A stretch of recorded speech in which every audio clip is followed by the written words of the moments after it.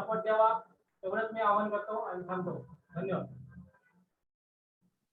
Sir, सर्वप्रथम सर्वांना जय भीम. मी धुळेवरून बोलते आहे, सरोज खोब्रागडे. तर मी इथे धुळेला रेंटनी राहते. तर मग मला पुरावा म्हणून लाईट बिल चालेल का? आणि दुसरा प्रश्न असा की मुलीचं पण कास्ट सर्टिफिकेट पाहिजे का? मॅडम तुमचा, तुम्ही राहायला रेंटने आहात, परंतु तुम्हाला मी सांगितल्या प्रकारे कुठलाही वास्तव्याचा एक जरी पुरावा असेल, आता मी तुम्हाला मगाशी सांगितलं बघा की तुमच्याकडे Aadhaar card, voting card, driving licence, घरपट्टी जर स्वतःच्या घर असेल तरच असतं, पाणीपट्टी, लाईट बिल, हे जे तुम्ही मला बोललात ते जर स्वतःचं घर असेल तरच चालतं. जर तुमचं स्वतःचं घर नाहीये तर त्या लाईट बिलला काही अर्थ नाही. ठीक आहे. इंडेक्स 2 पण तसंच आहे. जर तुमचं स्वतःचं घर असेल तर त्या इंडेक्स 2 चा फायदा होतो. परंतु मी तुम्हाला बाकी सांगितलं, पासपोर्ट आहे, आधार कार्ड आहे, ड्रायव्हिंग लायसन्स आहे, वोटिंग कार्ड आहे.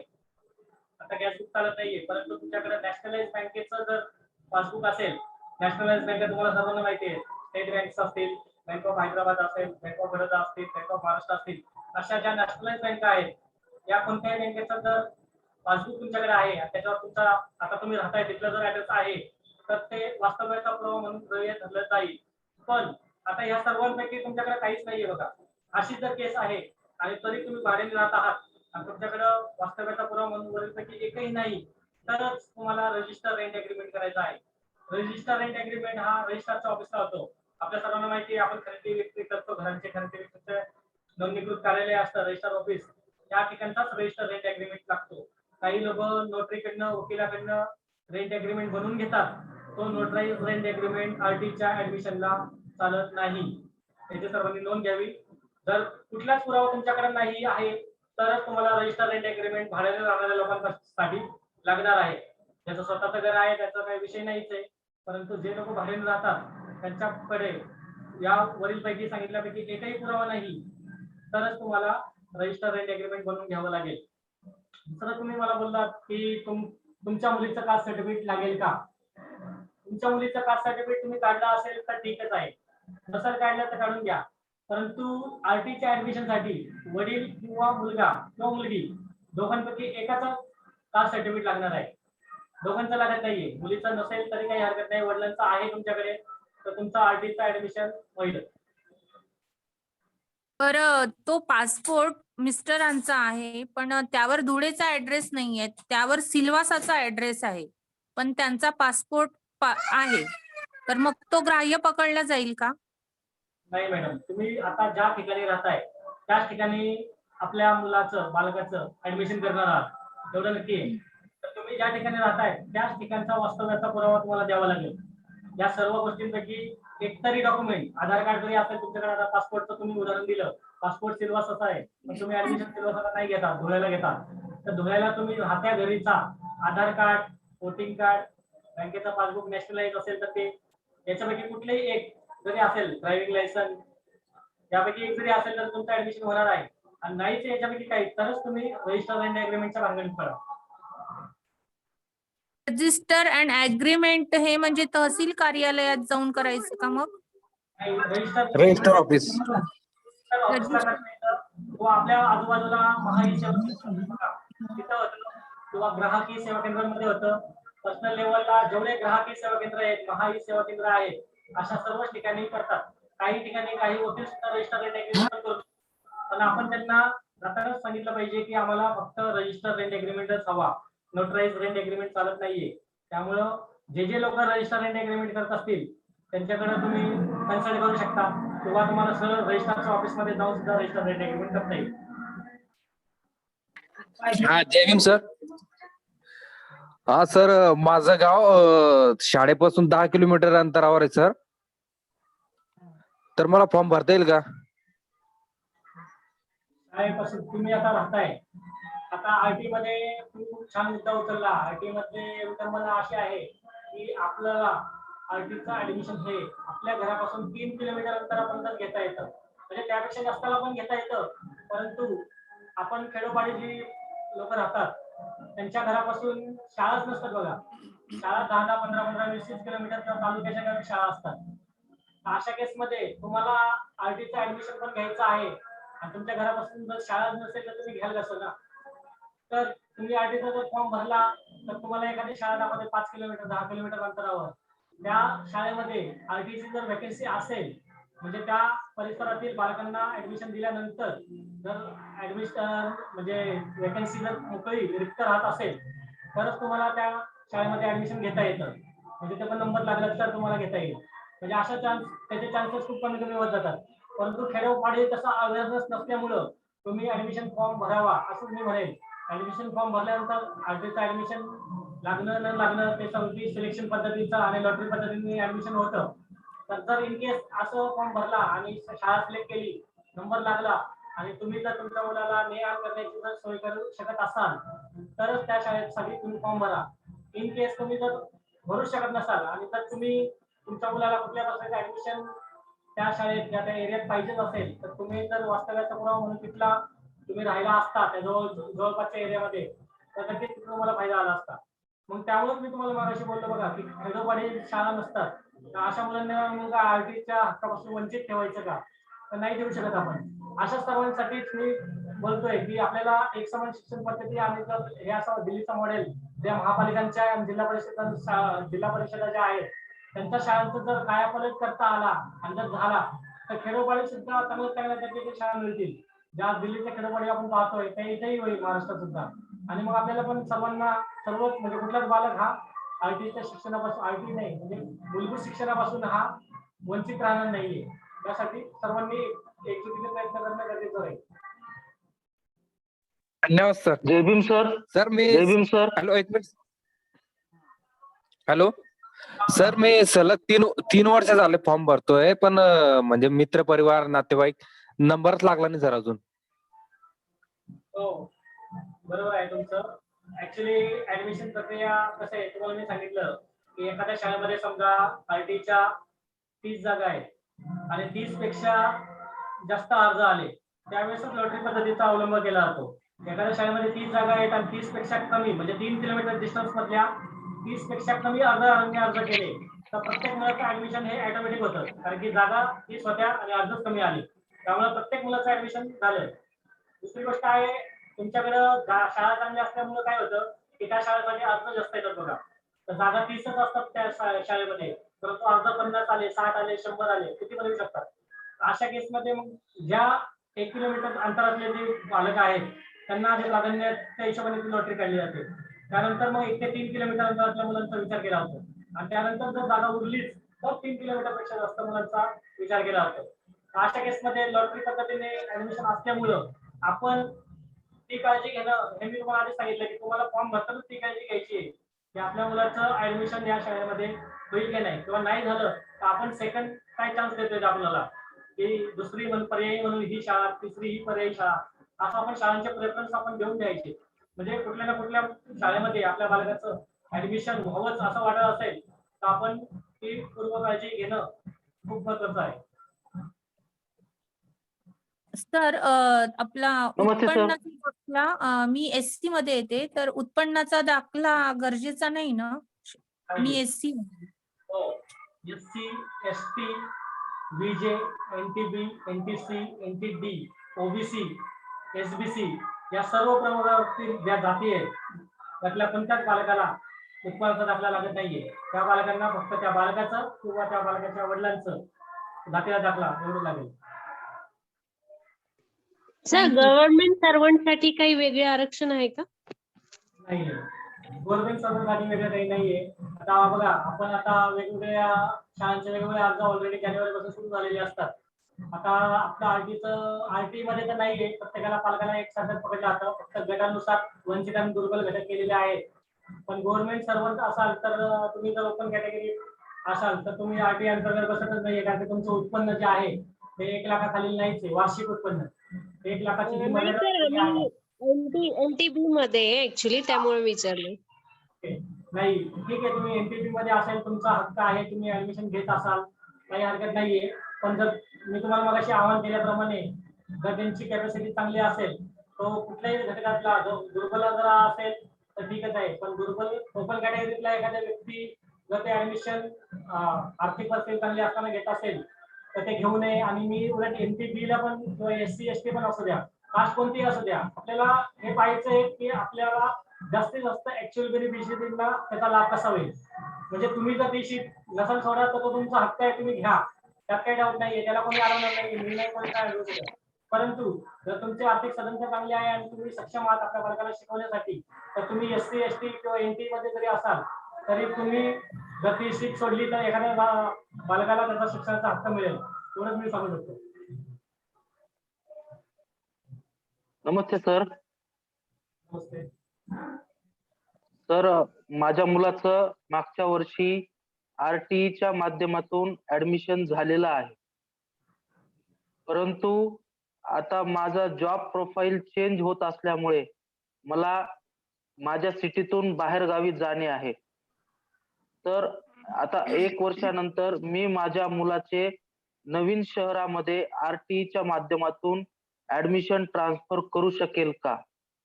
आणि जर नसेल तर आपल्या फाउंडेशनच्या मार्फत मला काय मदत मिळेल?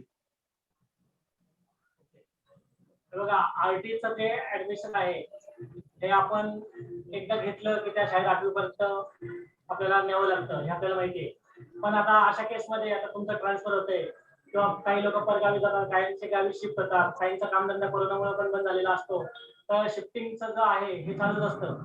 परंतु यापूर्वीचा जो नियम होता RTचा, त्यामध्ये त्याची तरतूद केलेली होती. म्हणजे आपण जर कामानिमित्त कायमस्वरूपी परगावी जात असाल तर त्या ठिकाणी आपल्याला ऍडमिशन चेंज करून घेता येत होतं. पण ते सुद्धा खूप त्या शिक्षण विभागाचा पाठपुरावा करून आपल्याला मिळवता येत होतं. परंतु मागील वर्षापासून तो नियम सुद्धा गव्हर्नमेंटने बदललेला आहे.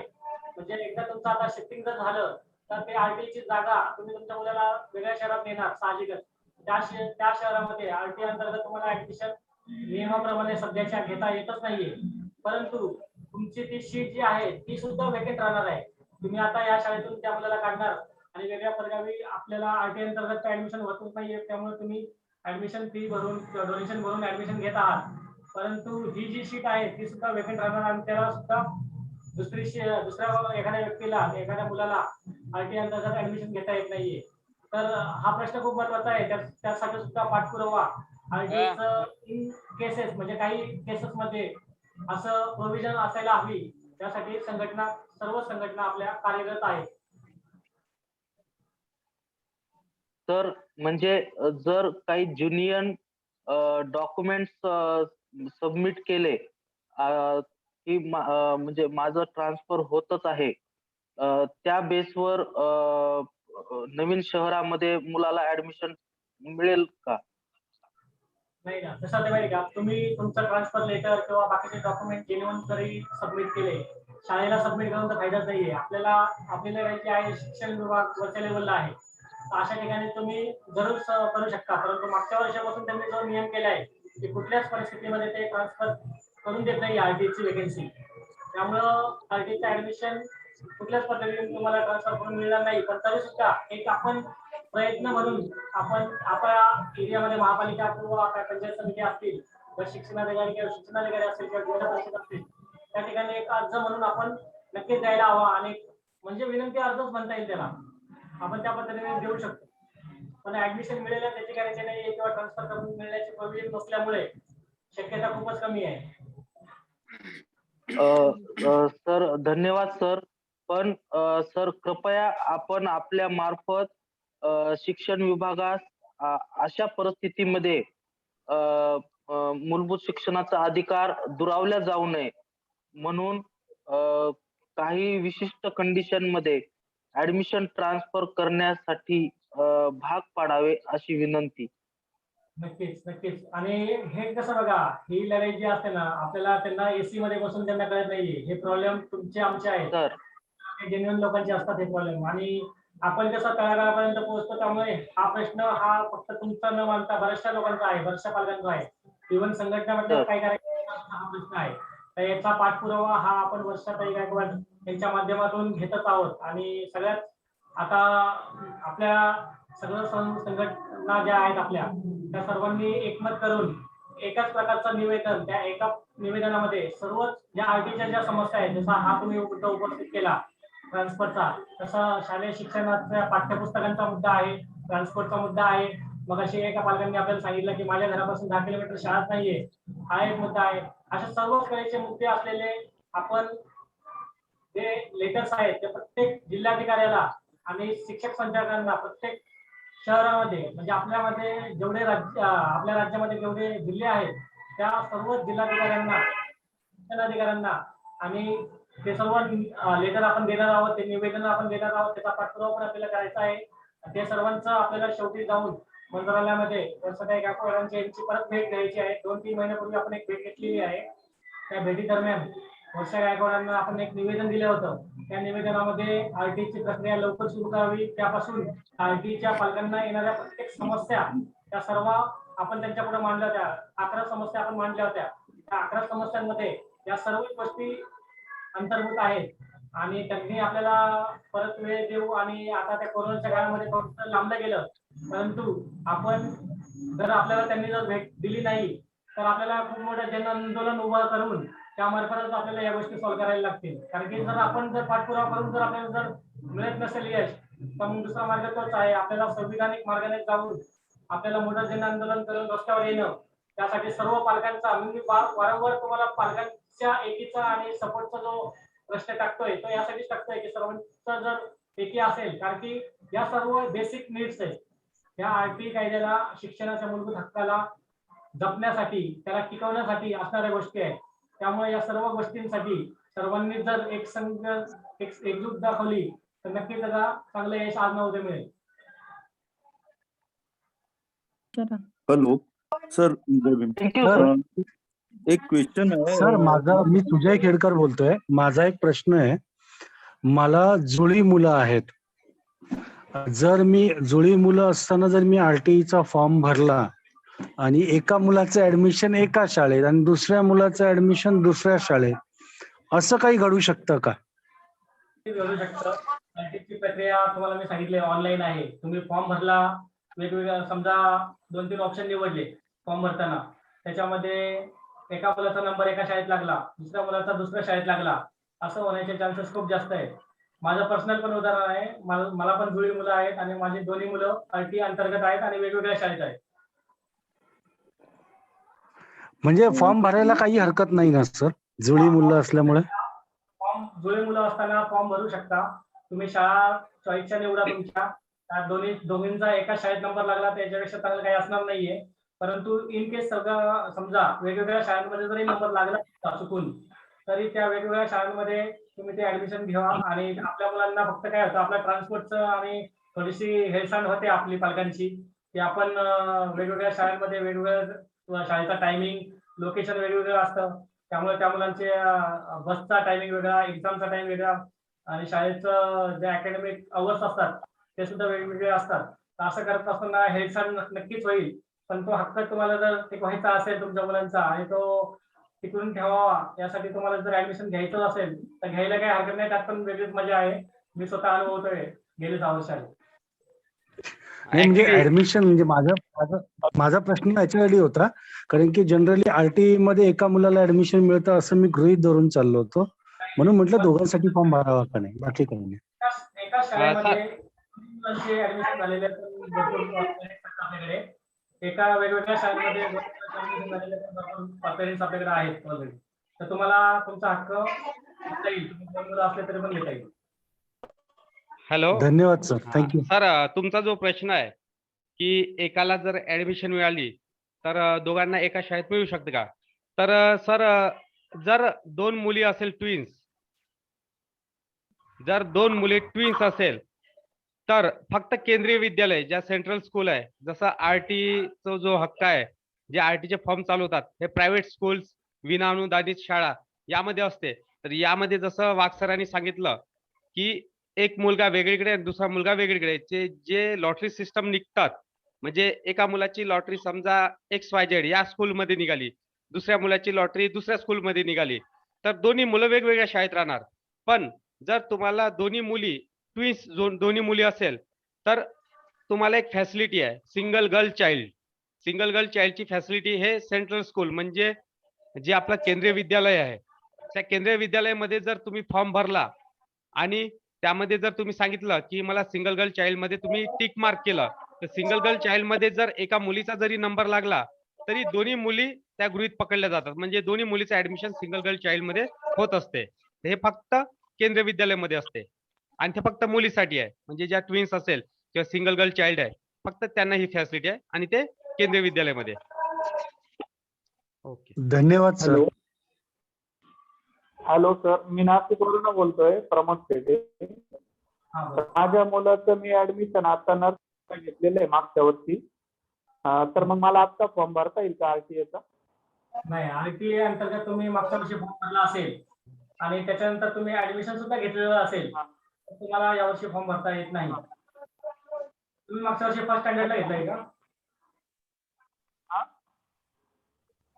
हॅलो, हा, पहिलीला घेतलंय का मागच्या वर्षी ऍडमिशन? नाही, नर्सरीला घेतलेलं आहे. हा, कसं होतं माहिती का, आरटीए अंतर्गत एकदाच ऍडमिशन घेता येतं आणि तेच मुलं 8वी पर्यंत कॅरी फॉरवर्ड होतात. त्यामुळे तुम्हाला परत ऍडमिशन मला आहे ना जी माहिती भेटलेली होती ना ती फर्स्ट ना आपण आरटीए अंतर्गत फॉर्म भरू शकतो असं. नाही, आता तुम्ही ज्या शाळेतून ऍडमिशन घेतले ते इनिशियल स्टेज म्हणजे त्या शाळांची स्टार्टिंग पॉईंट जो होता तो नर्सरी होता, बरोबर की नाही? म्हणजे तुम्ही नर्सरी स्टार्टिंग पॉईंटला त्या शाळेचा ऍडमिशन फॉर्म भरला, त्याच्यानंतर तुमच्या मुलाचा नंबर लागला आणि ऍडमिशन तुम्ही कन्फर्म केलं. आता ऍडमिशन कन्फर्म केल्यावर आरटीच्या पोर्टलला तुमच्या मुलाची नोंदणी झालेली आहे ऑलरेडी. ठीक आहे. आता इन केस तुम्ही फर्स्ट स्टँडर्डला जाताय आणि फॉर्म भरताय तर त्याचं रिझन काही असेल XYZ, तुम्हाला नको असेल ती शाळा समजा आणि भरलं, आणि जर तिथं इकडलं ऍडमिशन तुम्ही काढलं आणि या साईडला पण तुमची नोंदणी दाखवतेच आहे पोर्टलवर, कारण की एज्युकेशन डिपार्टमेंट जे आहे ते शाळेचं पोर्टल, शाळेचे जे डेटा आहे डेटाबेस तो एक वेगळा आणि आपल्या सर्व मुलांचा जो डेटा आहे तो, तर एकत्रित माहिती त्यांच्याकडे असते की ह्या शाळेमध्ये एवढे एवढे आरटीची वॅकन्सी एवढे मुलं आहेत आणि तुमच्या प्रत्येक मुलाचा जो आधार कार्डचा जो नंबर आहे तो ह्या UDISC हा संलग्न केलेला असतो. आरटीचं जे ऍडमिशन आहे ते आधार नंबरशी संलग्न केलेलं असतं. त्यामुळं ते डेटा जो आहे त्या ऑटोमॅटिक तिकडे त्यांना कळणारच आहे. अशा केसमध्ये तुमचं ऍडमिशन व्हायचे चान्सेस पण नाहीच्या बरोबरच आहेत. त्यामुळं तुम्ही आता जर चांगल्या शाळेत असाल तर तुम्ही शाळा चेंज करू नये एवढंच मी बोलू. सर माझी मुलगी पोद्दारला आहे पण ती सिनियरला आहे, तर मग ज्युनियर साठी घेऊ शकते का? मी भरू शकते? मी आरटीचा आधी भरला नव्हता कारण मला माहिती होतं की पहिलीपासून मिळतं बा ऍडमिशन, तर मला आता ज्युनियरला तिला करायचं आहे तर मी भरू शकते का मग? आता बघा, स्टार्टिंग पॉईंट जर पोद्दारचा ज्युनियर असेल तरच तुम्हाला आरटीचं ऍडमिशन यावर्षी घेता येतं. जर नर्सरी हा स्टार्टिंग पॉईंट ऑलरेडी तुम्ही सांगताय की माझ्या मुलीचं मी पोद्दारला ऍडमिशन ज्युनियरला नर्सरीला केलंय आणि यावर्षी ती जाणार आहे मुलगी ज्युनियर केजीला, तर पोद्दारचा स्टार्टिंग पॉईंट हा नर्सरी होता. म्हणजे आता नर्सरी आणि किंवा त्यांनी समजा नोंदणी, बघा शाळा ज्या आहेत त्या शाळांना अधिकार त्यांनी अजून एक केलाय शिक्षण विभागाने, प्रत्येक शाळेला हा अधिकार दिलाय की तुमची शाळा पहिलीपासून असेल किंवा नर्सरी पासून असेल तरी काही शाळांना अधिकार म्हणजे शाळांना अधिकार दिलाय की तुम्ही स्टार्टिंग पॉईंट नर्सरी ठेवा किंवा पहिली ठेवा. अशा केसमध्ये काय होतं की बऱ्याचशा शाळा ज्या आहेत, जवळपास 90% शाळा आपल्या महाराष्ट्रातल्या अशा आहेत की त्या सुरुवातीचा जो स्टार्टिंग पॉईंट आहे हा फर्स्ट स्टँडर्ड ठेवत आहे. अशा केसमध्ये पोद्दार स्कूलने सुद्धा स्टार्टिंग पॉईंट जर फर्स्ट स्टँडर्ड जर ठेवला असेल तर तुमच्या मुलीला ज्युनियर सिनियर झाल्यानंतर फर्स्ट स्टँडर्डला ज्यावेळेस जाईल ती मुलगी त्यावेळेस तिला तिथं फॉर्म भरता येईल तुम्हाला. सर दुसरा प्रश्न, जर आता मी धुळेला आहे, इन केस मी नागपूरला शिफ्ट झाली आणि नागपूरला पण पोद्दार आहे, तर मग इथलं ऍडमिशन तिथे होतं किंवा नाही होत? सेम ब्रांच आहे तरी? ब्रँच सेम आहे पण आरटी अंतर्गत झालेला असेल तर ट्रान्सफर मिळणारच नाहीये. मगाशी पण त्या पालकांनी आपल्याला सांगितल्याप्रमाणे हा, कन्फ्युजन होतं म्हणून मी ते विचारलं. ब्रांच तिथे आहे ना त्यामुळे. बरोबर. आणि जर तुम्हाला या संदर्भात कॉन्टॅक्ट करायचा असेल, काही अडचणी आल्या तर मग कुठे करायचं आम्ही? आम्हाला तर हे आज मेसेज आला म्हणून आम्ही जॉईन केलं.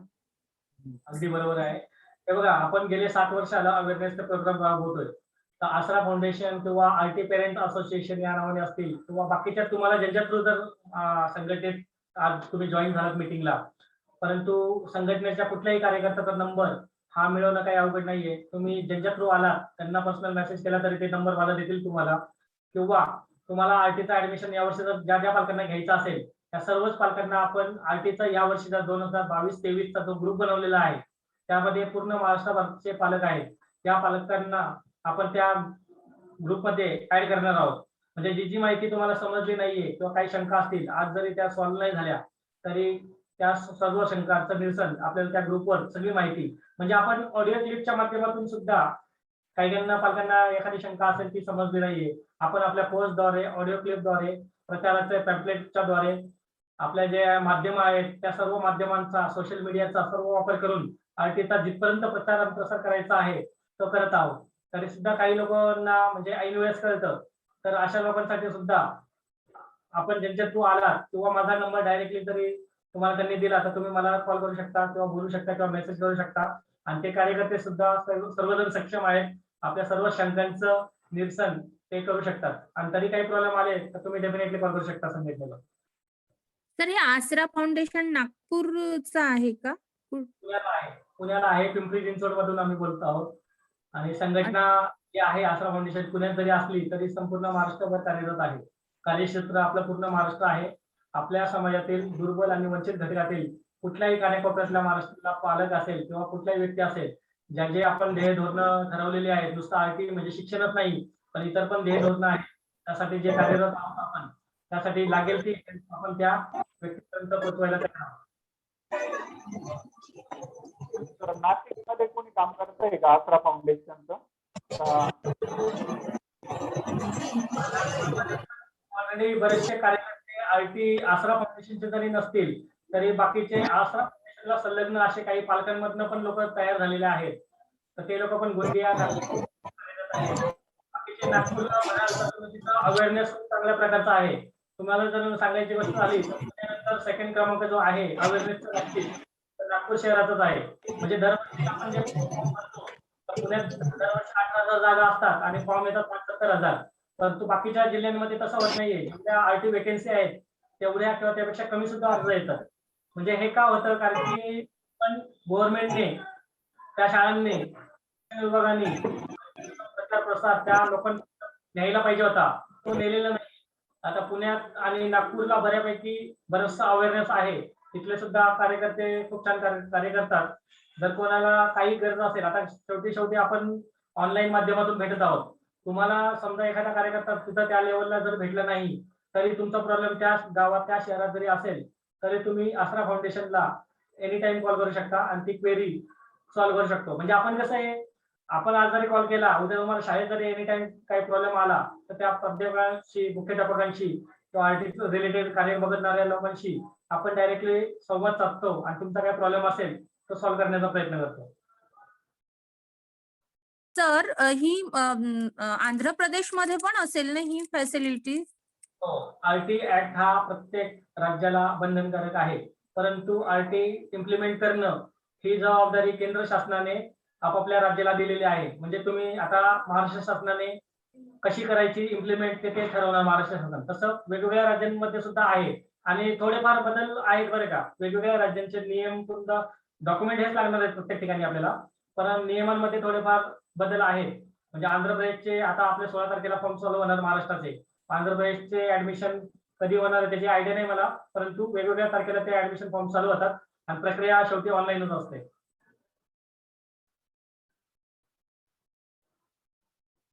सर तुमचा नंबर कसा मिळवायचा किंवा या फाउंडेशनचे जे कार्यकर्ते आहेत त्यांचा नंबर कसा मिळवायचा? जरी तुमच्याशी नाही बोलणं झालं तरी कोणीतरी मार्गदर्शन करेल क्युरी झाल्या तर.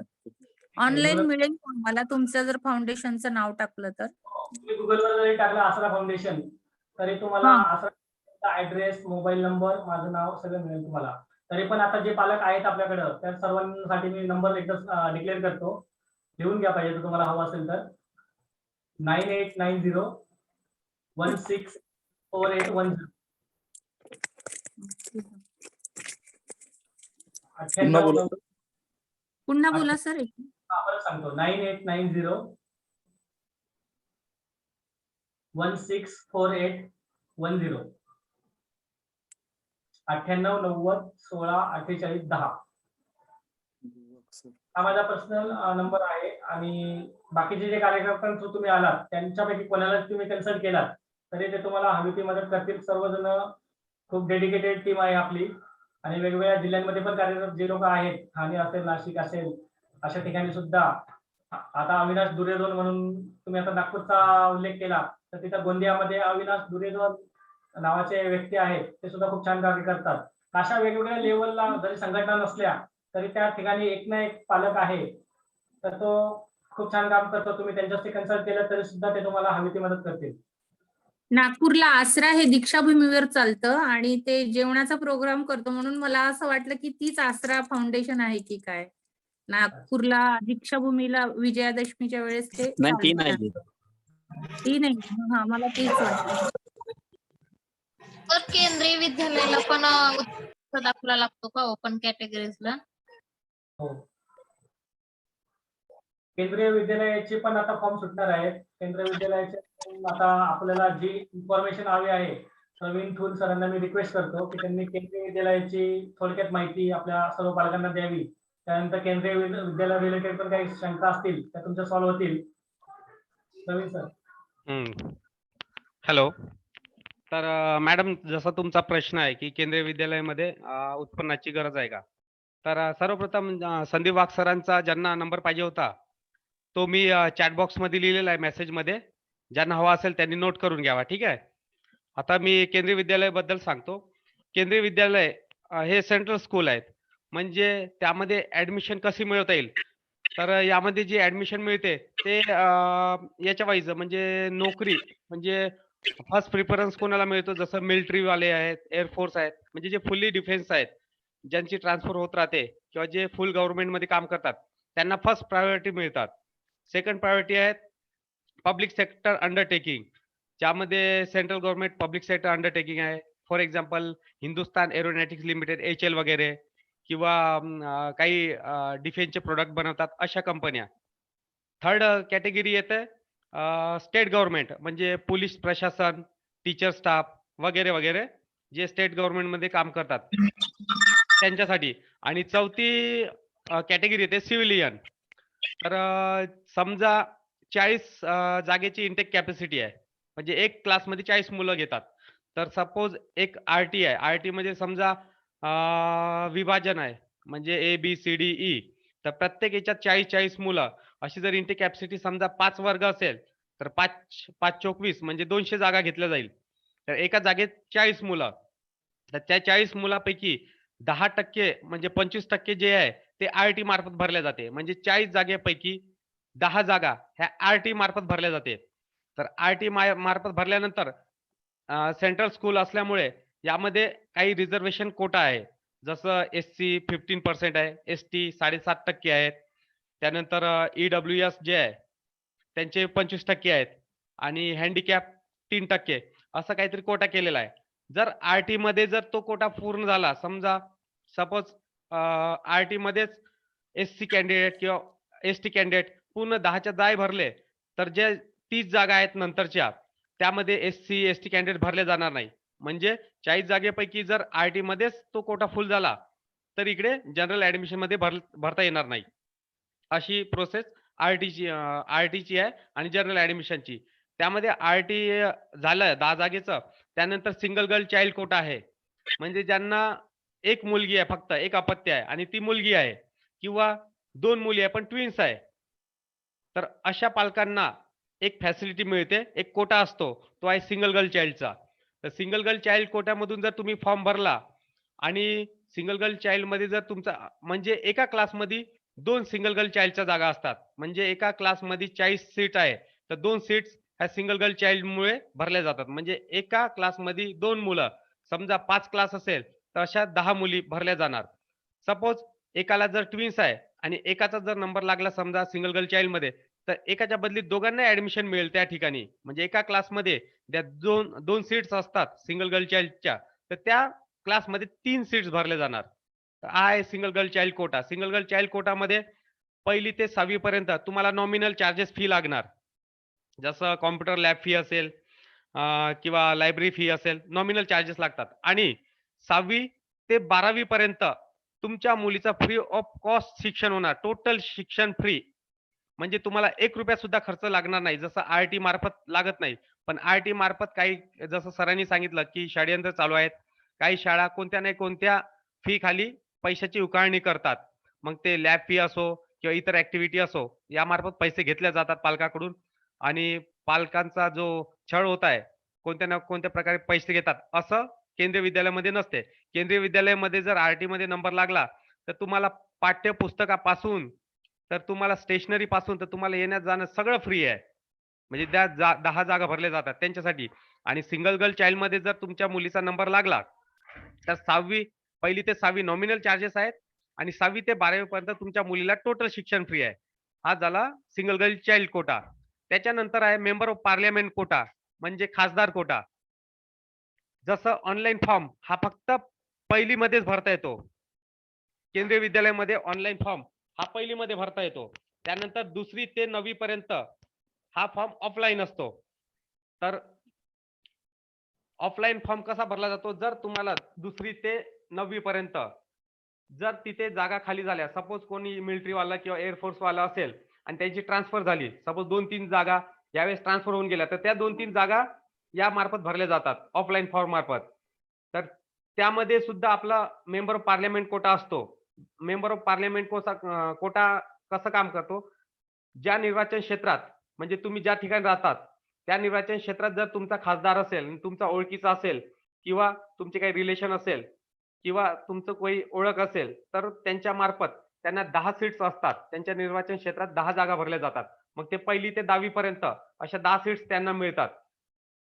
म्हणजे जसं मानव संसाधन विकास मंत्रालय आहे, त्यांच्या मार्फत यांना राईट दिला एमपीला. तर एमपी करता 10 तिकीट येतात मानव संसाधन विकास मंत्रालयाकडून. त्या 10 तिकीटवर 10 मुलांचे नावं हे मानव संसाधनकडे जातात, म्हणजे HRD डिपार्टमेंट जे आहे मिनिस्ट्रीकडे. तर त्यांच्याकडून जे तिकीट येतात त्या तिकीटवर जर मुलांची नावं जर पाठवली 10, तर ती प्रोसेस होऊन म्हणजे डिसेंबर ते फेब्रुवारी महिन्यापर्यंत तुम्ही पार्लमेंट कोट्यामार्फत ऍडमिशन करू शकतात. तर ते 10 सीट्स तुमच्या ओळखीचं असेल निर्वाचन क्षेत्र, तर त्या मार्फत तुम्ही डायरेक्ट ऍडमिशन करू शकतात. मग ते 1लीचं असो, 2रीचं असो, 3रीचं असो, 4थीचं असो, तर 9वी पर्यंत. हा एक पार्लमेंट कोटा. दुसरा होता सिंगल गर्ल चाइल्ड कोटा आणि एक आरटी. तर ज्यांना सेंट्रल स्कूल, जे मॅडमनी मगाशी प्रश्न केला होता वाघ सरांना, की काही रिझर्वेशन असतं का, जर आम्ही सेंट्रल गव्हर्नमेंट नोकरीवर आहे तर आरटी मध्ये काही रिझर्वेशन असतं का.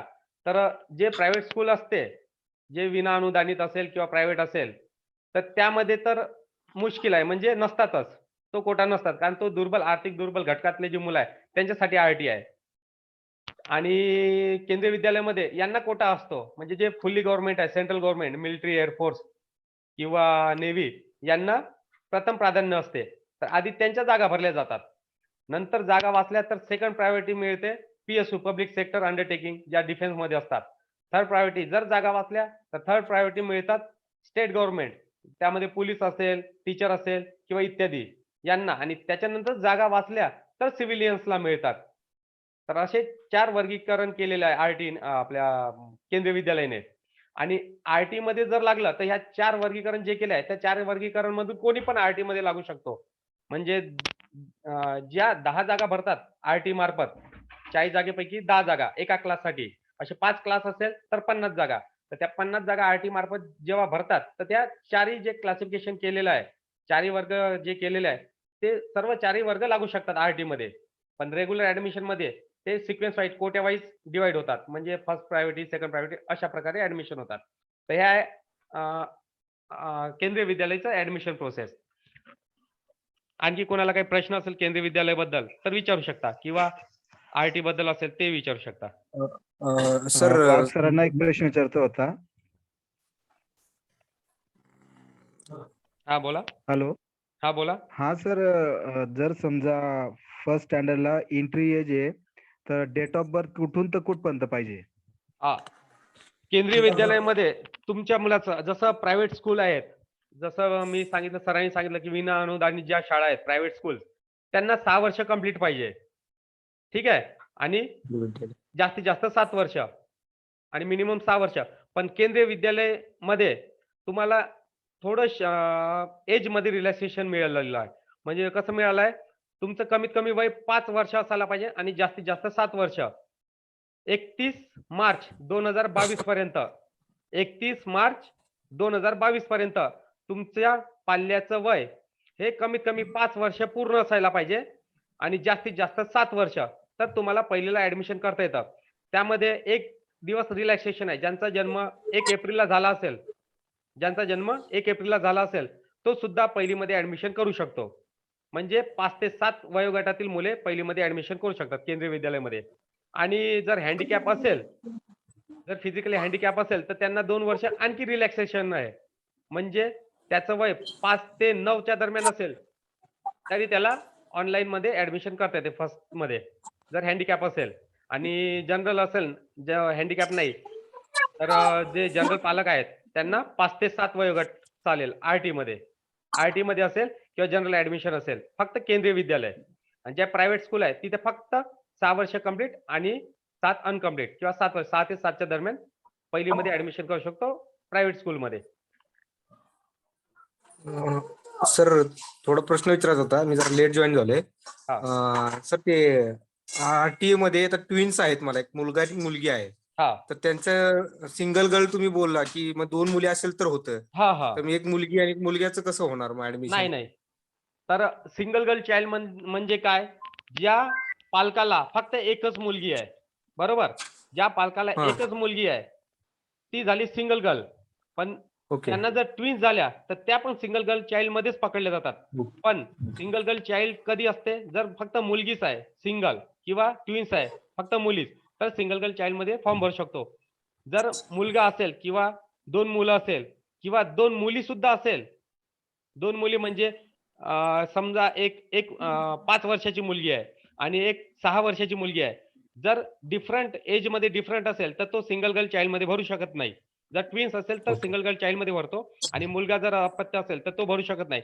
सपोज तुम्हाला एक मुलगी आहे, तुमचं सिंगल गर्ल चाइल्ड मध्ये ऍडमिशन झालेली आहे, आणि कालांतराने 2-3 वर्षानंतर तुम्हाला परत एखादी अपत्य झालं आहे, तर तुमचं जे सिंगल गर्ल चाइल्ड मध्ये झालेली ऍडमिशन आहे ते तर काढून टाकणार नाही, पण जे सिंगल गर्ल चाइल्डची फॅसिलिटी आहे तुम्हाला 6वी ते 12वी पर्यंत फ्री, तर ती फॅसिलिटी तुमची जाणार आणि तुमच्या मुलीची ऍडमिशन सिंगल गर्ल चाइल्ड मधून जनरल ऍडमिशन पकडले जाणार.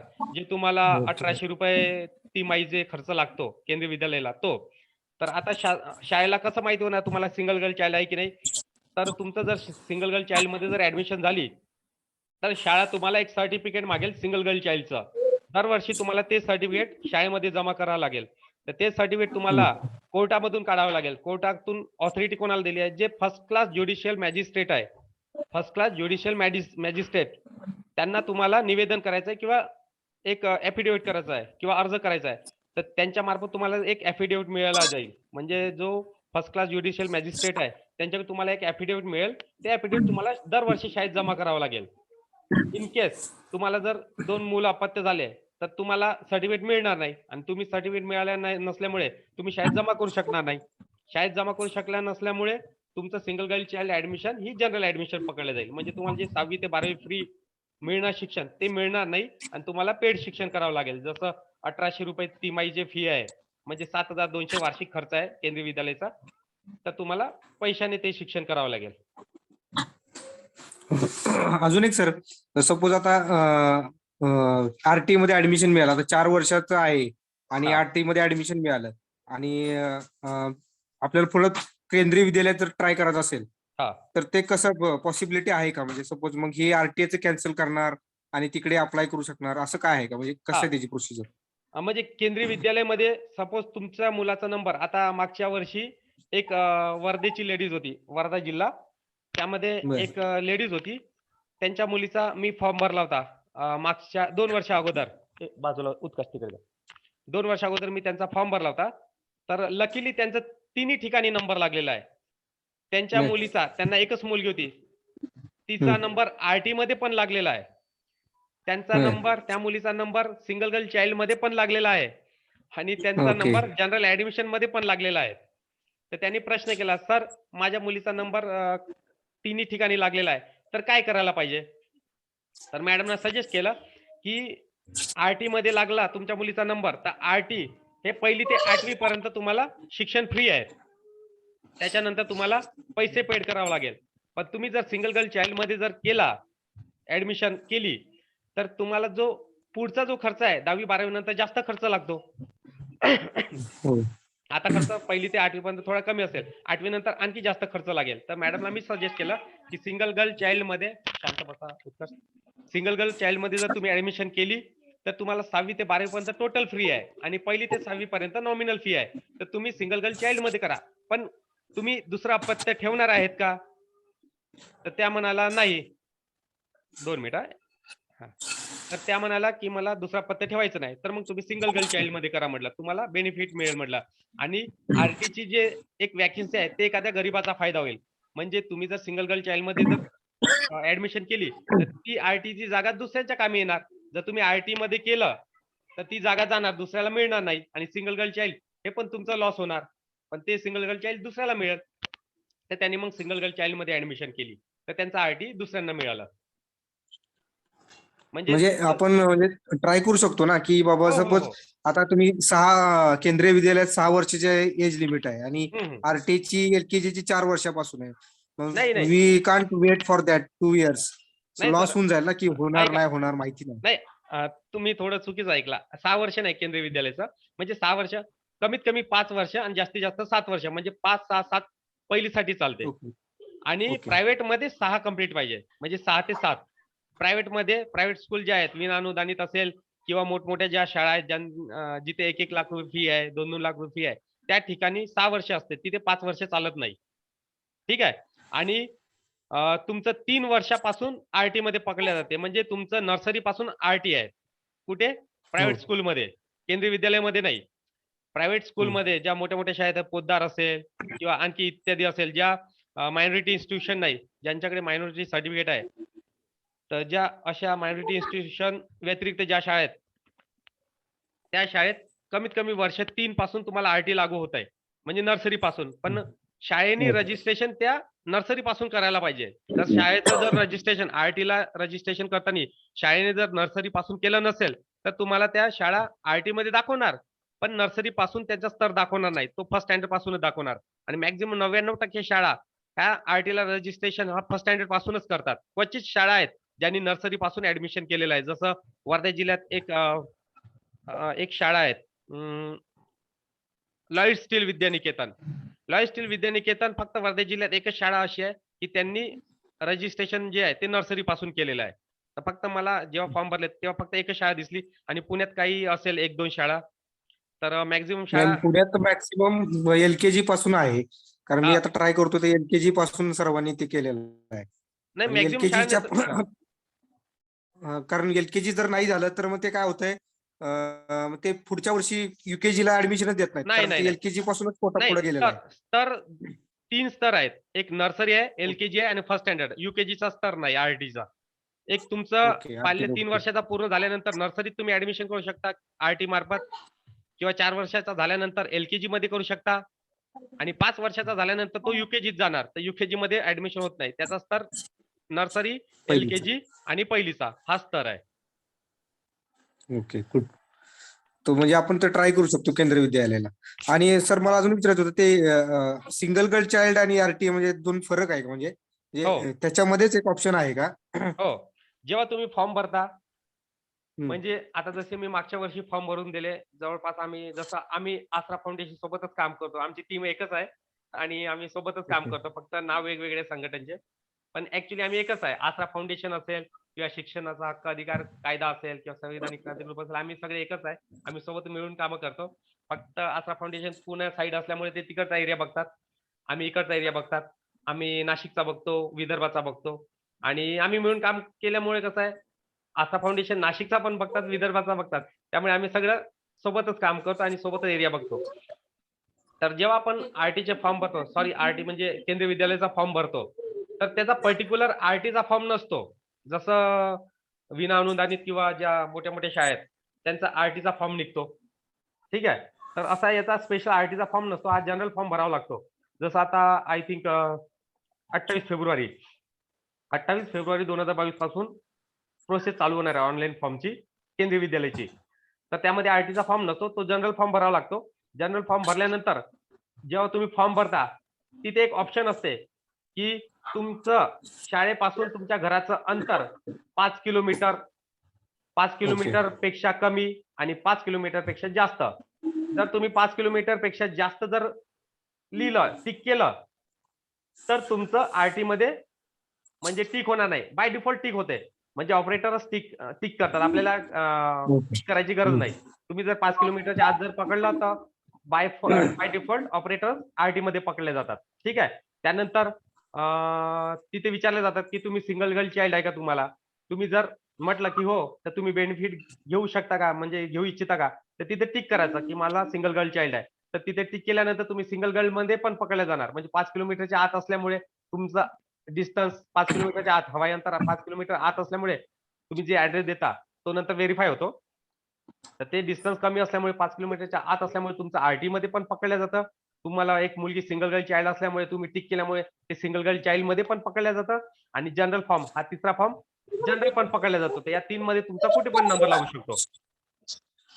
हे केंद्रीयचं झालं, पण आरटी म्हणजे रेग्युलर ज्या स्कूल आहेत त्यांना कसं आहे, हेच फॉर्मॅट आहे का? नाही कसं? नाही, ज्या विनाअनुदानित किंवा ज्या प्रायव्हेट स्कूल आहेत तिथे आरटी मध्ये सिंगल गर्ल चाइल्डचा कोटा नसतो, डिफेन्स कोटा नसतो आणि परत जनरल ऍडमिशन तो पण कोटा नसतो. आरटी मध्ये जसं प्रायव्हेट स्कूल आहेत त्यांचं ब्रीद वाक्यच आहे की जे वंचित दुर्बल घटकातील जे गरीब मुलं आहे, ठीक आहे, त्यांच्यासाठी राईट टू एज्युकेशन म्हणजे जो शिक्षण हक्क अधिकार कायदा आहे, जे गरीब लोक ज्यांचे स्वप्न आहे मोठ्या मोठ्या शाळेत शिकायचे, ज्यांचं 1 लाख फी आहे, तिथे शिकू शकत नाही, मग त्यांनी काय करतात, त्यांना एक अधिकार दिलाय शिक्षणाचा, म्हणजे समान शिक्षणाचा अधिकार दिलाय. तो कायदा म्हणतो की सर्वांना शिक्षण समान असायला पाहिजे.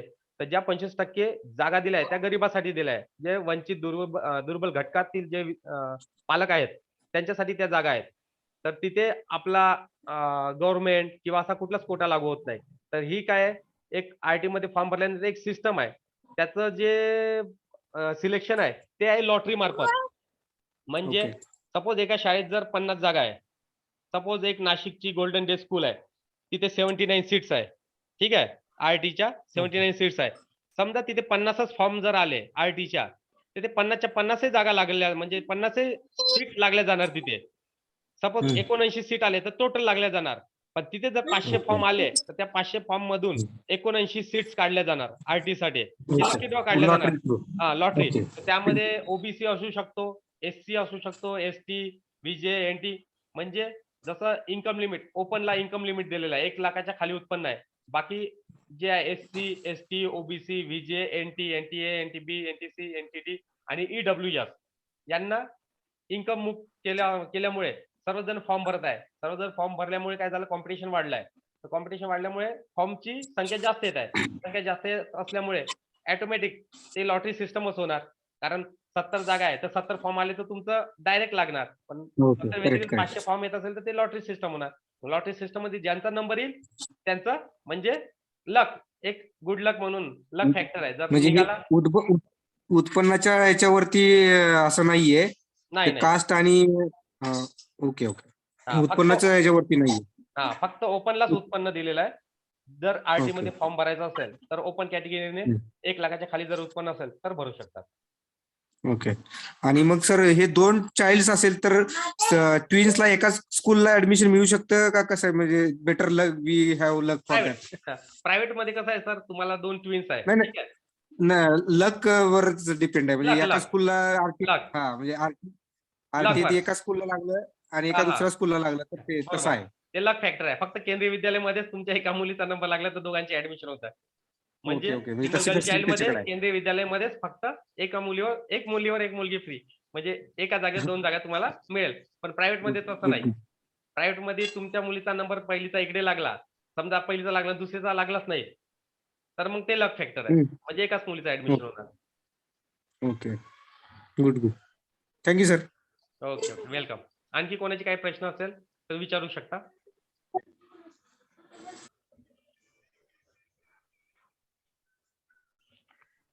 कोणाचे काही प्रश्न असेल तर विचारू शकता. हॅलो, माझ्या जन्मतारीख जी आहे ही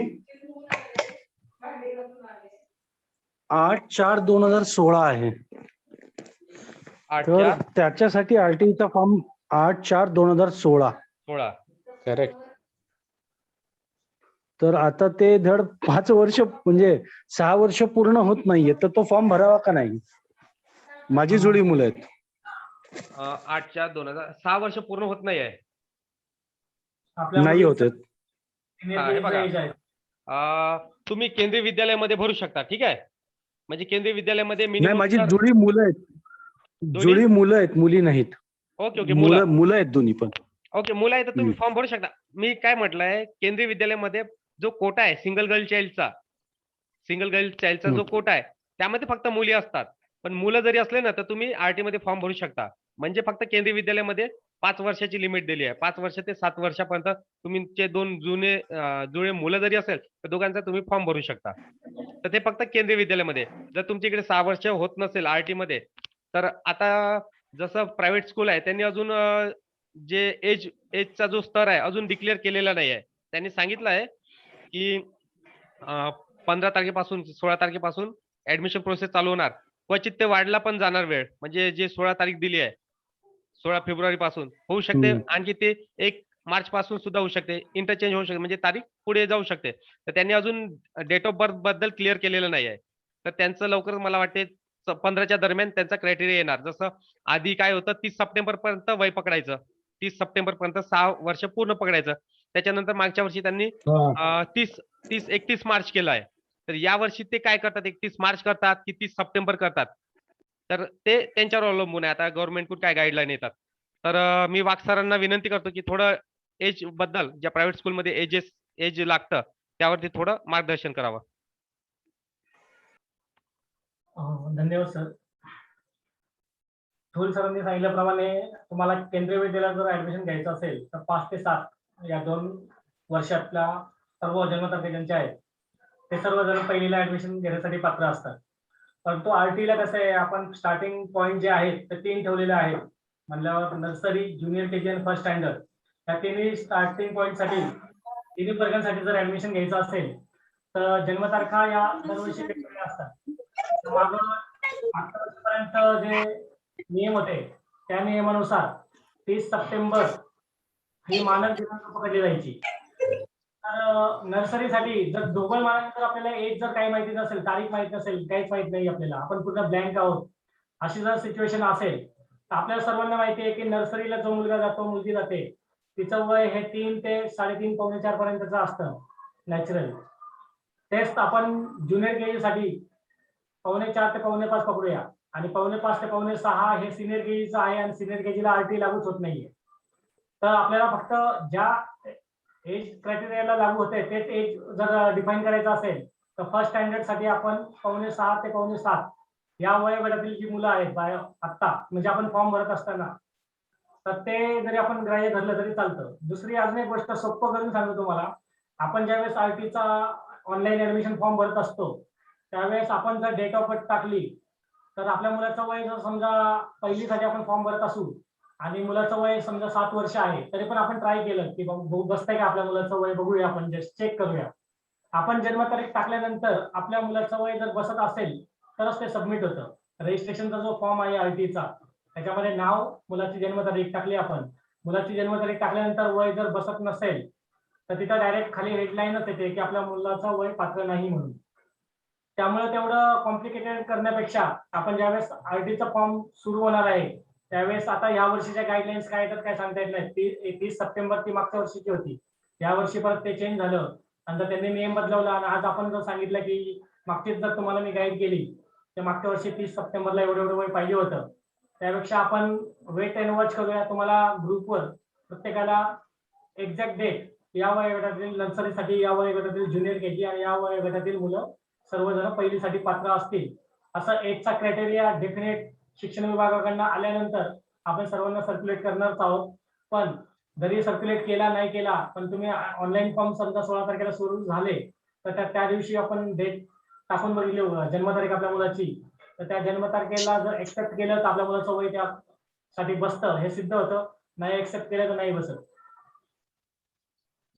बघू एक मिनिट, स्वप्नील काकांनी फोन केला.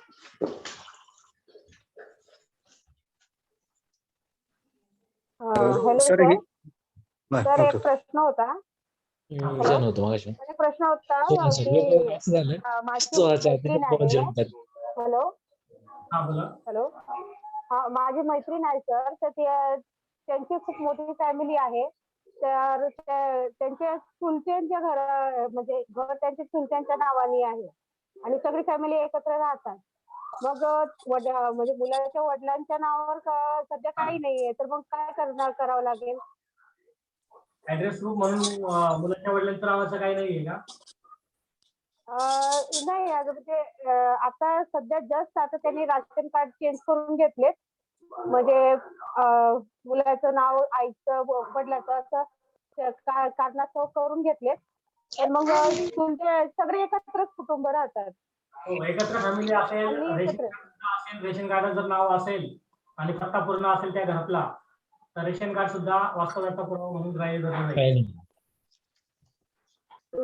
ग्राह्य धरला जातो का सर? हो हो, रेशन कार्ड सुद्धा ग्राह्य धरलं जाईल. ओके रेशन कार्ड सर्व डॉक्युमेंट, रेशन कार्ड वास्तव्याचा पुरावा म्हणून तुमचा Aadhaar card, passport, driving licence, voting card, light bill, पाणी बिल, घरपट्टी, पाणीपट्टी किंवा रेशन कार्ड यापैकी काही असेल तरी चालेल. आता गॅस बुक मागच्या वर्षीपर्यंत चालत होतं, ते या वर्षीपासून चालणार नाहीये. त्याशिवाय वास्तव्याचा पुरावा म्हणून नॅशनलाइज बँकेचं पासबुक सुद्धा चालतं. आणि त्या व्यतिरिक्त समजा जर नसेलच तुमच्याकडे काही आणि तुम्ही भाड्याने राहत असाल तरच मग रजिस्टर रेंट अग्रीमेंटचा प्रश्न उद्भवतो. वरीलपैकी एक जरी डॉक्युमेंट तुमच्याकडे असेल तर आरटीआय अंतर्गत ऍडमिशन घ्यायला वास्तव्याचा पुरावा म्हणून थँक्यू सर, खूप छान इन्फॉर्मेशन दिली. हे मला थोडं विचारायचं होतं, आधार कार्ड मुलांचं मॅन्डेटरी आहे का? मुलांचं आधार कार्ड मॅन्डेटरी नाहीये, पण आधार कार्डला आरटीची प्रक्रिया आहे, पोर्टल आहे आरटीचं शालेय शिक्षण विभागाचं, त्याला मुलांच्या आधार कार्ड लिंक करणार आहे. त्यामुळे आधार कार्ड आपल्याला तुम्हाला माहिती आहे की आजकाल आधार कार्ड ह्या सगळ्यात महत्वाचा डॉक्युमेंट झालाय आपल्या देशातला. त्यामुळं ऍडमिशन साठी तुमच्याकडे नसेल तरी तुम्ही त्याचे प्रोव्हिजन आज ना उद्या तुम्हाला करावे लागणारच आहे. तर मग बेटर बेस्ट केलं तर बेस्ट राहील. जरी नसेल तरी तुमच्या मुलाचं ऍडमिशन थांबणार आहे नाही, कारण की आधार कार्ड असेल, तुमचा पत्ता त्या आधार कार्डवरचा आहे तर वास्तव्याचा पुरावा असेल तरी इनफ आहे. आणि हे प्रोसेस कधी चालू होणार आहे आरटीआयची आणि केंद्रीयची दोन्ही सांगा.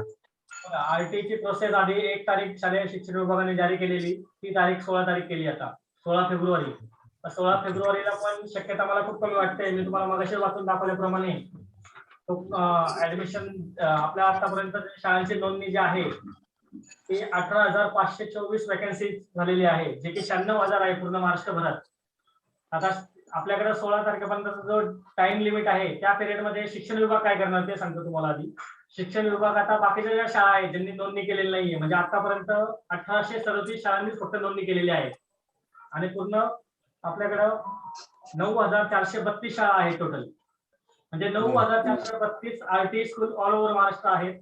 त्यातल्या 1837 शाळांनीच फक्त नोंदणी केलेली आहे.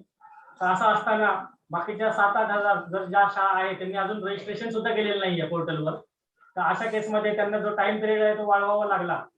शालेय शिक्षण विभागाला ऍक्च्युअली त्यांना प्रत्येकाला स्टार्टिंगलाच बंधनकारक केलेलं पाहिजे, म्हणजे हेळसांड जी होती टाइम टेबलची ती होणार नाहीये. शालेय शिक्षण विभागाने प्रत्येकाचं त्या डेटला रजिस्ट्रेशन बिफोर जानेवारी महिना उजाडण्याआधी प्रत्येक शाळेचं रजिस्ट्रेशन करणं हे गरजेचं आहे. परंतु आतापर्यंत जो अनुभव आहे आपला, आजपर्यंत कुठल्याच टाइम टेबलनुसार आरटीचं ऍडमिशन झालेलं नाही. आता जी 16 तारीख दिलेली आहे त्या 16 तारखेपर्यंत अजून फार तर 2-3 हजार शाळा रजिस्ट्रेशन करतील, पण त्यातून पण परत 3-4 हजार बॅलन्स राहतील.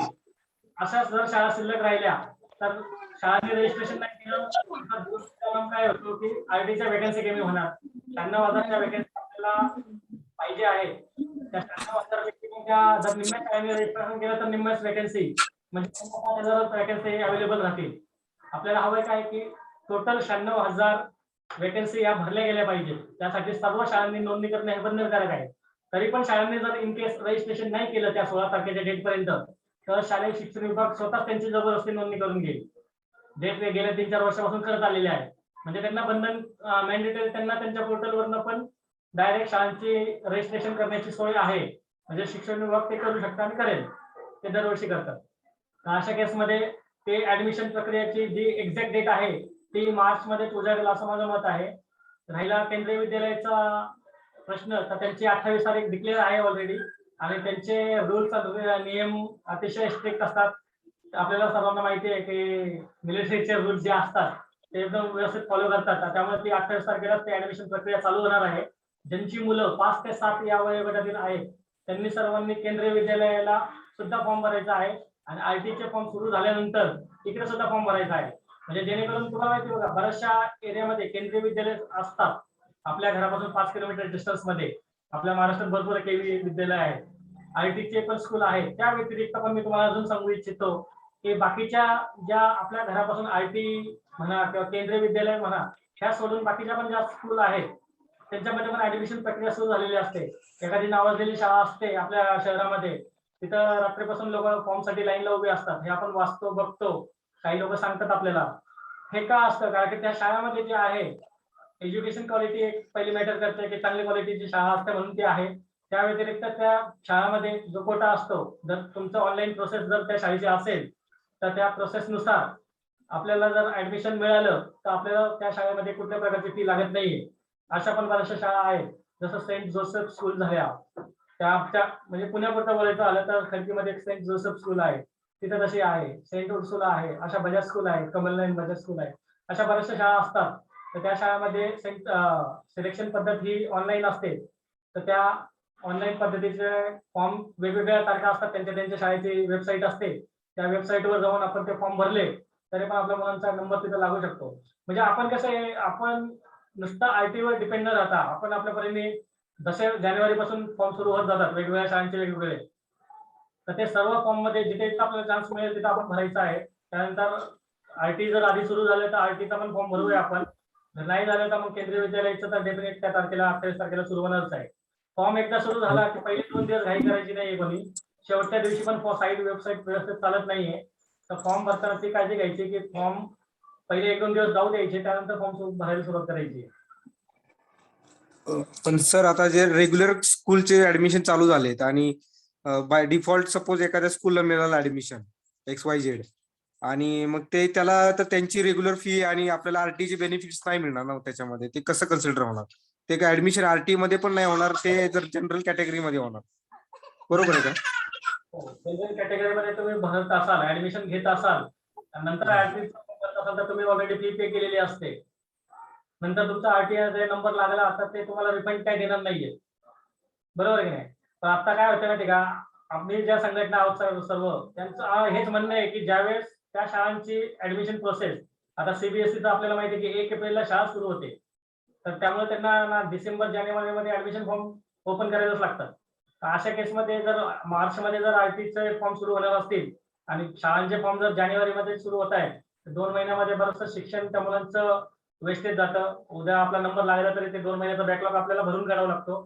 त्यासाठीच आम्ही पाठपुरावा करत आहोत की आरटीचं जे ऍडमिशन जे आहे ते जानेवारीमध्ये सुरू व्हायला पाहिजे आणि ते एप्रिल पर्यंत एंड व्हायला पाहिजे, जेणेकरून आपल्यामध्ये जे संभ्रम निर्माण होतो पालकांमध्ये तो निर्माण होणार नाही आणि त्या मुलांना वेळेत ऍडमिशन मिळेल आणि त्या पालकांनाही कळेल की बाबा समजा इन केस आपला नंबरच नाही लागला आरटी अंतर्गत जे लॉटरी पद्धतीने जे सिलेक्शन होतं, तर त्यांना एक मुभा राहील की बाबा जर आपल्याला नंबर नाही लागला तर आपल्या ऐपतीनुसार आपण ज्या शाळेमध्ये किंवा ज्या पाहिजे त्या शाळेमध्ये आपण ऍडमिशन घेऊ शकतो आणि त्या सीट सुद्धा त्या शाळेमध्ये अवेलेबल राहतील.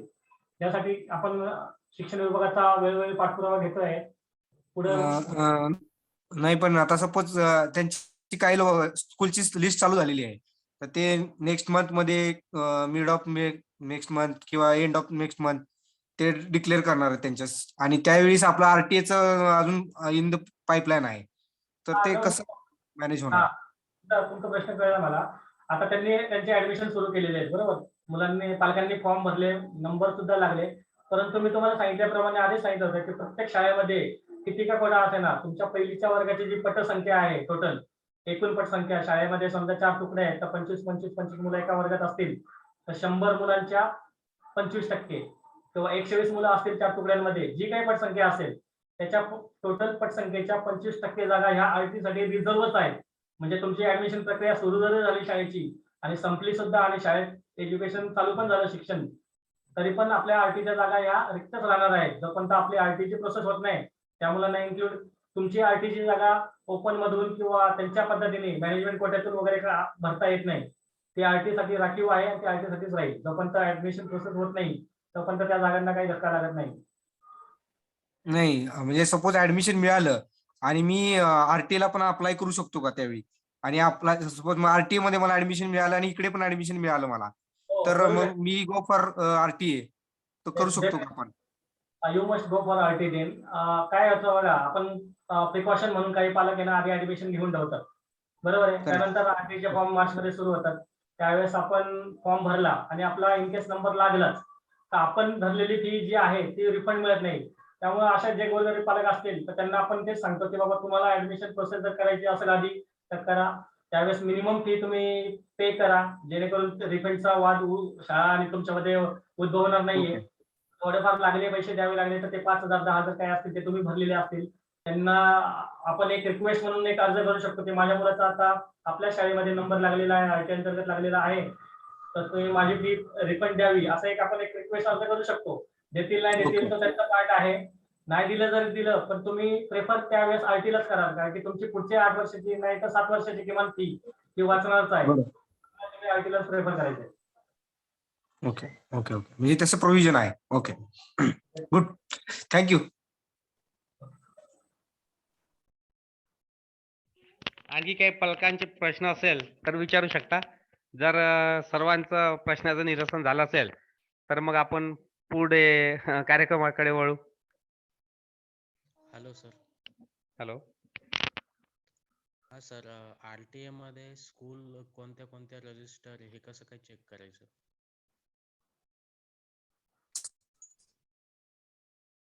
सॉरी, आवाज येत नाहीये.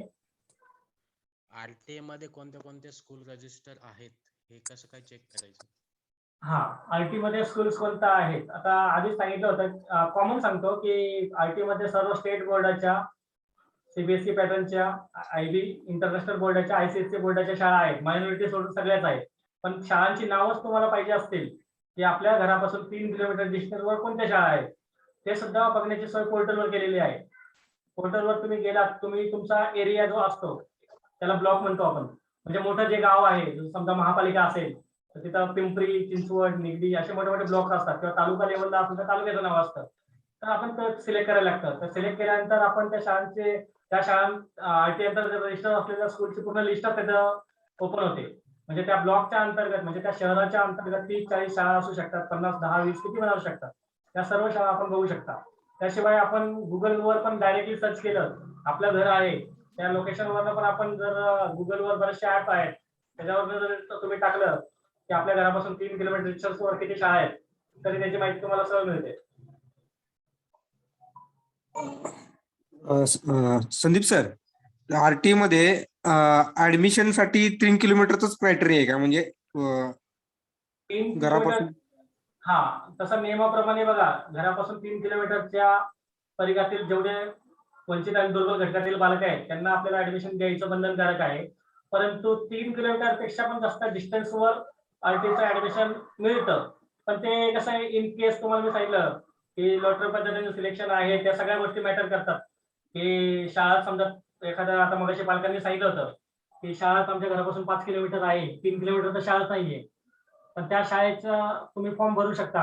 का भरू शकता? कारण की त्या एरियामध्ये जर इतर पालकांनी जर फॉर्म भरले असतील आणि वॅकन्सी ह्या जास्त आहेत आणि फॉर्म जर कमी आहेत, अशा केसमध्ये जेवढे 20 समजा 30 असतील समजा वॅकन्सी आणि अर्ज 20च आले तर 10 जागा रिक्त आहेत ना. मग त्या केसमध्ये आपण 3 किलोमीटर पेक्षा लांब असलेल्या व्यक्तींचा पण समावेश करू शकतो. म्हणजे आरटी अंतर्गत कसं आहे, शेवटी जागा पूर्ण भरणं, जरी तो नाही, लांब पण असेल. ही मेथड लॉटरी थ्रू आहे ना, मग ते कसा? कसं असतं बघा, आता स्टार्टिंगला ज्यांचा नंबर लागतो त्यांना SMS आल्यानंतर आपण ते ऍडमिशन कन्फर्म करतो. आता ऍडमिशन कन्फर्म करताना काय होतं माहिती का, पालकांकडनं पण बरंच चुका होतात. काय होतं, नंबर सुद्धा लागतात पालकांचे, पण काही पेरेंट्स आहेत ना त्या शाळा टाळतात किंवा घेत नाहीत ऍडमिशन. अशा केसमध्ये ती वेकन्सी तिथं रिक्त राहते. मग असं करत करत आपल्याला समजा जागा रिक्त राहत आहे किंवा काहींनी घेतलंच नाही, काहींचा काही इमर्जन्सी प्रॉब्लेम आला, काही लोक गावी शिफ्ट झाले, अशा वेगवेगळ्या गोष्टी त्याला कारणीभूत असतात की त्या ज्या सीट्स आहेत त्या कम्प्लीट होत नाहीयेत. अशा केसमध्ये परत मग एक वेटिंग लिस्ट काढण्यात येते. पहिले सुरुवातीला कसं होतं, पहिली लॉटरी, दुसरी लॉटरी, तिसरी, चौथी अशा लॉटरीचे स्तर होते आधी. गेल्या 2 वर्षापासून यांनी काय केलं, लॉटरी एकच काढायची, म्हणजे एकाच लॉटरीमध्ये सगळे ऍडमिशन कन्फर्म करायचे असं शिक्षण विभागाने केलेलं आहे मागच्या 1-2 वर्षापासून. आता काय झालं की समजा पहिल्या लॉटरीमध्ये लागले नंबर आणि काही शाळांच्या जागा रिक्तच राहिल्या समजा, तर त्याच्यासाठी एक वेटिंग लिस्ट म्हणून एक डिक्लेअर होते. त्या वेटिंग लिस्टचा सुद्धा SMS तुम्हाला येतो, किंवा तुम्ही जर पोर्टलला गेलात, तुमचं कन्फर्म ऍडमिशनची लिस्ट कंप्लीट झाली आणि तरी पण तुमचा स्टार्टिंगलाच तुम्हाला ऍप्लिकेशन वाईज डिटेलमध्ये गेलात तुम्ही, तिथं तुम्हाला तुमच्या मुलाचा नंबर वेटिंग लिस्टमध्ये कितवा आहे, पहिला, दुसरा, 10वा, 50वा कितवाही असेल ते बघण्याची सुद्धा सोय आहे. म्हणजे नंबर लागला इन केस तर वेल अँड गुड आहे, ते डायरेक्ट आपण अलॉटमेंट लेटर काढून आपण कन्सल्ट करतो, शाळेला ऍडमिशन करतो, ते कन्फर्म करतो. पण इन केस आपल्याला जर वेटिंग लिस्टमध्ये नंबर आहे, आपल्याला हे कळलंय, SMS द्वारा सुद्धा कळतं, काहींना जर मेसेज नाही आला तर आपण ऑनलाईन सुद्धा चेक करू शकतो वेटिंग मध्ये आहे का. ते कळलं तर त्या केसमध्ये मग आपल्याला थोडंसं वेट अँड वॉच मध्ये जायला लागतं, कारण की जोपर्यंत कन्फर्म लिस्टची ऍडमिशन प्रक्रिया पूर्ण होत नाही त्यांना दिलेल्या ड्यू डेट मध्ये, म्हणजे मी तुम्हाला सांगितलं सर, व्हेरिफिकेशन कमिटी नेमली जाते, त्या व्हेरिफिकेशन कमिटीकडनं डॉक्युमेंटची पडताळणी होते, ते डॉक्युमेंट सगळे योग्य असतील तर तुम्हाला एक रिसिप्ट मिळते, तिथं ऍडमिशन कन्फर्म होतं. पण तिथून पण शाळेत ऍडमिशन घ्यावं लागतं, आपल्या शाळेचा फॉर्म भरून द्यावा लागतो. पण हा जो टाइम आहे हा 2-3 महिन्याचा जाऊ शकतो. त्याच्यानंतर तो पार्ट येतो की बाबा व्हेरिफिकेशन, तरी जागा रिक्त आहेत हे शिक्षण विभागाला कळलं, त्यातून मग त्यांनी परत वेटिंग लिस्ट तयार केली आणि वेटिंग लिस्टचे SMS पाठवले. तर त्या वेटिंग लिस्ट मधले पण त्याला आपण प्राधान्यक्रम जो असतो, फर्स्ट जो आहे वेटिंग फर्स्टच मिळणार आहे, सेकंड वाल्याला सेकंड. तर त्या म्हणजे त्या शाळेच्या जागा किती रिक्त आहेत हे आपण आता इथून बसून बोलू नाही शकत. आपल्याला त्या शाळेत केवढ्या जागा रिक्त आहेत ते त्यावेळेसच ज्यावेळेस ऍडमिशन प्रक्रिया पूर्ण होते. ओके. Hello sir. हा बोला. सर मी फार्मर आहे. हॅलो हॅलो हा बोला, आवाज येतो. हा सर, मी फार्मर आहे. माझा उत्पन्नाचा दाखला काढायचा आहे मला, पण माझ्या नावावरती जमीन नसल्यामुळे तो उत्पन्नाचा दाखला निघू शकत नाही. तर माझ्या वडिलांचा उत्पन्नाचा दाखला चालेल ना त्याला, म्हणजे मुलाच्या आजोबाचा? थोडी आवाज येतो. मुलाच्या आजोबाचा फार्मर जन्म उत्पन्नाचा दाखला चालेल का? हो. मुलाच्या पालकाचं म्हणजे आई किंवा वडील जर सापडत असतील तर त्यांचं वार्षिक उत्पन्न ग्राह्य धरलं जाईल. इन केस आई वडील नाहीये किंवा आपला मुलगा जो आहे कुठं मामाकडे, नातेवाईकांकडे किंवा कोणाकडे आजोबा आजीकडे राहत असेल तर त्या पालकांचं उत्पन्न ग्राह्य धरतं.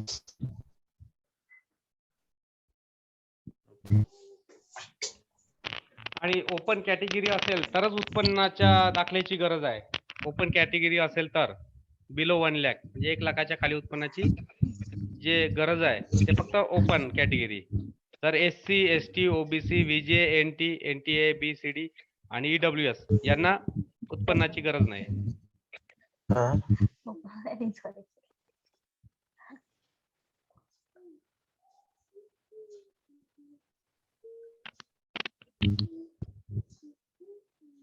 आणखी कोणाचे काही प्रश्न?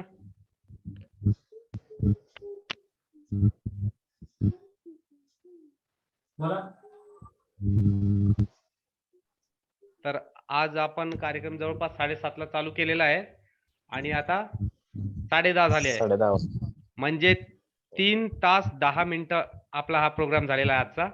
तर मला वाटते की सगळ्या पालकांचं प्रश्नाचं निरसन झालं असेल आणि RT कायदा काय आहे, त्याची ऍडमिशन प्रोसेस कशी चालते, काय डॉक्युमेंट लागते आणि सगळी डिटेल माहिती सर्वांना मिळाली असेल असे मला असं वाटत आहे की प्रश्न येत नाही, म्हणजे सर्वांना कळलेलं आहे.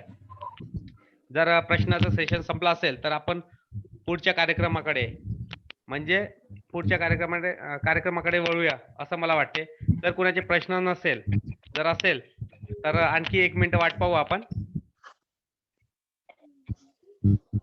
आहेत का कोणाचे काही प्रश्न? हॅलो सर, गावाकडचा उत्पन्नाचा दाखला चालेल का? तुम्ही ज्या ठिकाणी राहताय त्या ठिकाणी तुमचं उत्पन्नाचं काही साधन नसेल आणि तुम्ही काही लोक करता गावाला तिथं त्यांचं उत्पन्न असतं, पण ते गावाकडचं उत्पन्न पहिली गोष्ट महाराष्ट्रातलं असलं पाहिजे, कारण की परराज्याचा उत्पन्नाचा दाखला चालत नाही. हे तुम्हाला आधी सांगितलं, परराज्याचा चालत नाहीये. पण आपण ज्या ठिकाणी राहतो त्या ठिकाणी आपण काही ना काही उदरनिर्वाहासाठी, पोट पाण्यासाठी काहीतरी कमवत असतो. तर शक्यतो आपण उत्पन्नाचा दाखला आपण ज्या ठिकाणी राहतोय त्या एरियातलाच काढायला हवा. आणि इन केस जरी असेल पण तो महाराष्ट्रातला असेल तर चालेल.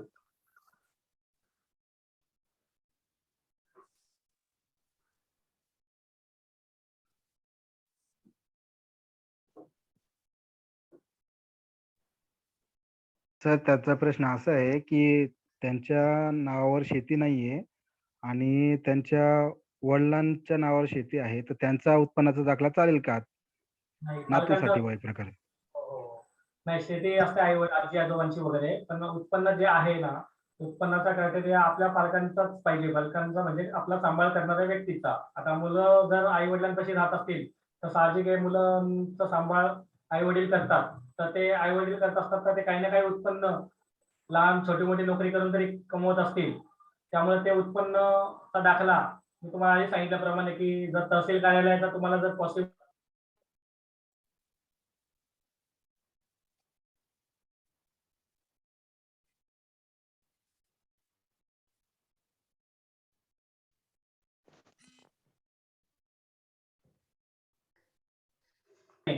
छोट्या मोठ्या कामगार कंपनीने जर तुम्हाला आहे तर तो दाखला सुद्धा तुम्हाला ग्राह्य धरला जाईल.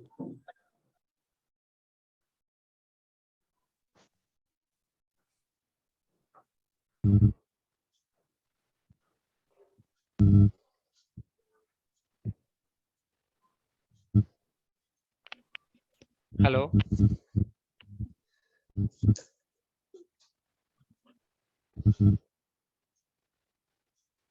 हॅलो.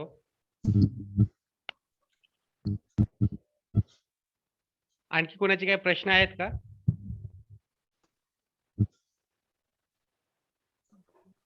तर आपल्याला आता बराच वेळ झालेला आहे, म्हणजे 3.25 तास झालेला आपल्या प्रोग्रामला. 3 तास 13 मिनिटं म्हणजे जवळपास 3.25 तास झालेले आहे. तर मला असे वाटते की सरांनी ज्या सोप्या पद्धतीमध्ये आणि सोप्या भाषेमध्ये आपल्याला जो RT कायदा सांगितलेला आहे आणि ऍडमिशन प्रोसेस सांगितली आहे ते सर्वांना समजली असेल. आणि कुठल्याही कार्यक्रमाचा शेवट हा आभार प्रदर्शनाने होत असतो. तर मी भाईदास लोंढे जे आपल्या शिक्षणाचा हक्क व अधिकार कायदा यांचे सदस्य आहेत, त्यांना मी विनंती करतो, भाईदास लोंढे यांना विनंती करतो की पुढील आभार प्रदर्शनाचं त्यांनी सूत्रसंचालन करावं किंवा आभार प्रदर्शन त्यांनी हातात घ्यावं अशी मी भाईदास लोंढे यांना विनंती करतो. धन्यवाद. धन्यवाद सर.